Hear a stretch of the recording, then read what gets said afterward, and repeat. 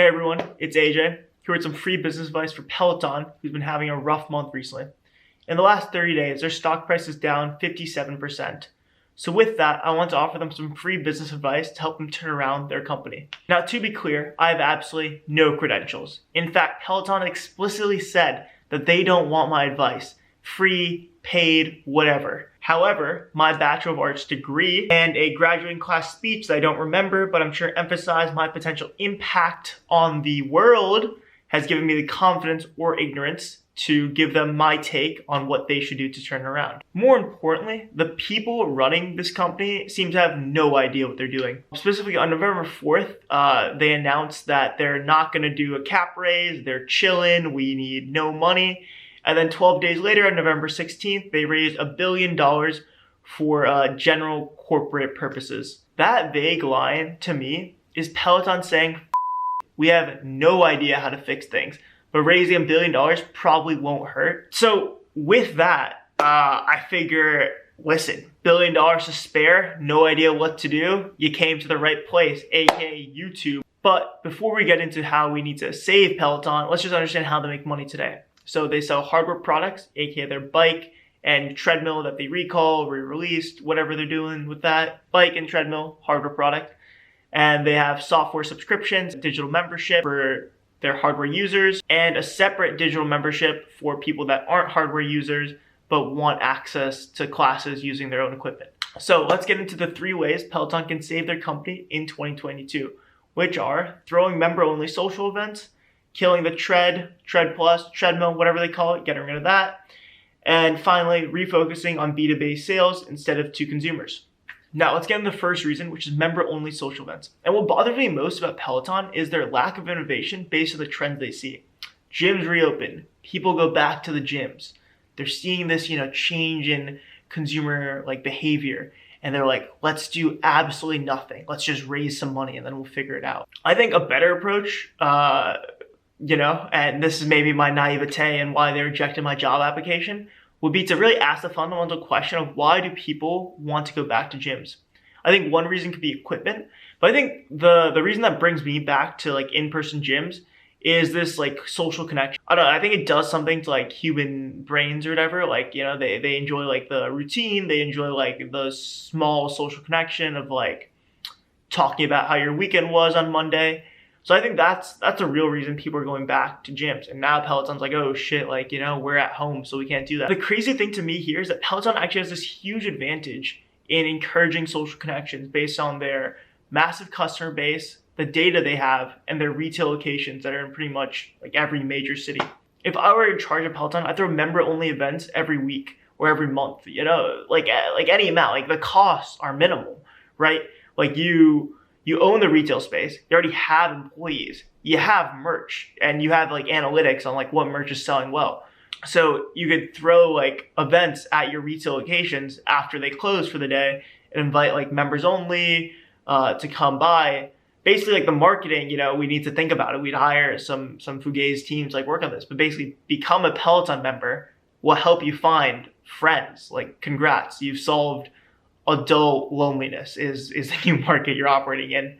Now you're a real tech company, you're encouraging social connections, you're Meta, you're Facebook. But yeah, even going a step further, I think you could impose requirements on events, right? Let's say you live in New York and, tons of people want to come to your events. Then one night you have a Cody Rigsby event, you need to have taken at least 50 classes or X amount of classes of his. The way you could fine grain these events to get similar types of people in person blows my mind. Everyone coming to a Peloton event would have one thing in common. And if you impose additional restrictions on the event, certain number of classes with a particular instructor, I think the group of people you would find at the event would really connect with each other, which is what we're going for here, right? We want to encourage this dependency on Peloton to make connections or form this positive association that Peloton helps you make real world connections and find friends. Bottom line, it's basically crazy to me that Peloton has this massive customer base. They have these content stars who they have made famous on their own. They have a customer base that loves these content stars, and they make it extremely difficult to connect with each other. Let's say you have a members only event in New York City. You need 100 classes, at least with my boy Cody Rigsby.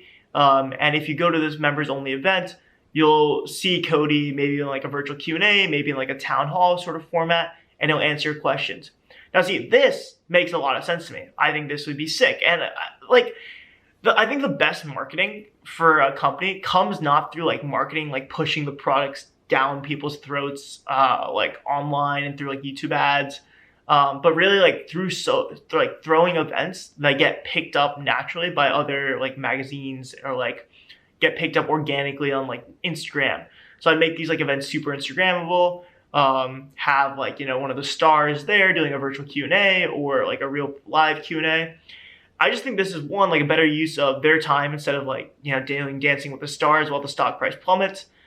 Idea number 2 is to kill the tread, the treadmill, the tread plus, whatever their new branding for it is. And to be completely honest, this is the worst idea that Peloton's ever had, in my opinion. And the reason I think it's the worst idea they've ever had is because I don't think they've ever met anyone who runs regularly. The consumer base for a $4,000 treadmill is someone who already goes on runs, right? Like think of a luxury product. You're probably not going to sell that to someone who's like never done the thing before. Like if you sold luxury skis, I bet you'd sell them to someone that like skied before. I don't think a new person that power walks 20 minutes a day or jogs a mile on the weekend needs to buy a $4,000 treadmill. I just don't think they're going to be sold. And that's what brings me back to this idea that's like the treadmill in general, like an expensive treadmill is just a terrible idea to sell to consumers, because running's not a fun thing to do.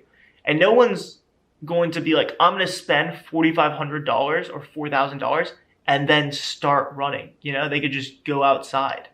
So I think your customer base, like expected customer base, is people who run regularly. If they run, that means they'll do anything to be lean, right? Like they don't care. If it's cold out, mark a pride. If it's raining, sure, like they'll get after it, right?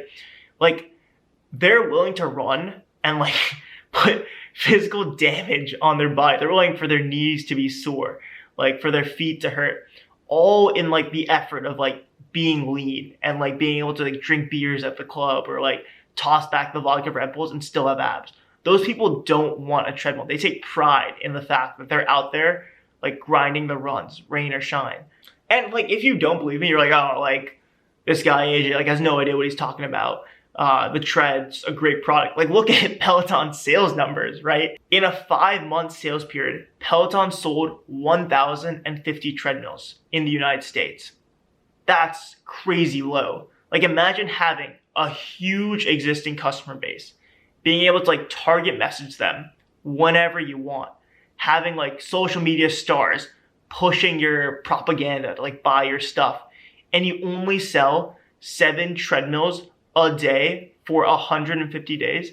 Those are terrible numbers. So I just don't think this product, the tread, is ever gonna do well with customers, which brings me to my third point, which is refocusing sales away from customers and consumers to B2B. So like businesses, like apartments, gyms, like any business that can like afford to spend ridiculous sums of money. My boy, John Foley, CEO of this little venture called Peloton, has this long-term thesis that in spite of lower sales, fitness moving into the home is unchanged. Peloton keeps trying to give investors this hope that they're going to sell to younger and less affluent people with statements like this in the quarterly report, saying, younger and less affluent consumers continue to represent our fastest growing demographic. Yet among non-members, there remains a lingering perception that Peloton is a luxury item. We intend to amplify the platform's value proposition via increased marketing ahead of and during our key seasonal selling period. So this is the craziest corporate take to me. Like after Theranos just like lying to people and saying that they can run blood tests and like a pinprick of blood. Like you're like, wow, that's unbelievable. I cannot believe they can do that. And you're like, yeah, they can. It's not possible. It's the same thing. Like Peloton being like, yo, like we're gonna market so much money. Like we're gonna convince people like in their brain, like Peloton, boom, not a luxury product. You need to have it. Like that's crazy. Like the definition of affluence in my mind, I would argue, is being like, yo, I got $2,000 burning a hole in my pocket. I need to spend on something. Let's get a stationary bike. Like that's a crazy call. Like And finally, no young person renting an apartment wants a Peloton stationary bike. And that's not going to change anytime soon because, young people's salaries are like here, house prices are here. Every year salaries go up to like this, our house prices rise to like this. Basically, like we're never going to be able to afford a home in New America. And as a result, we're never going to want this stationary bike because we move like all the time. Anyway, so I would refocus sales to be B2B. With that $1 billion raise, I would basically pay any reputable consulting company to go do some market research from my college statistics class and talking to my friends. Once you collect enough data, you can basically make it say whatever you want. So, go to a bunch of consulting companies, get like a low bid, tell them to do some market research, and basically make the data say that buying a Peloton in your like business or gym makes it like significantly more attractive to consumers to like come to your building. And it's going to increase the lifetime value of the customer for your business like significantly in like a 3 to 5 year horizon. Like just make up some buzzwords, get some market research that supports this like conclusion, and then sell to businesses. Be like, you're gonna save money over a 5-year span by buying our product. So with that, if I'm in charge of Peloton, I would throw member only social events. I would kill the tread. I would refocus sales to be B2B. John, I know you're watching. I know you're looking for ideas on how to save the company on YouTube. If you'd like me to present at the next board meeting, drop a comment. I'll see if my calendar's free.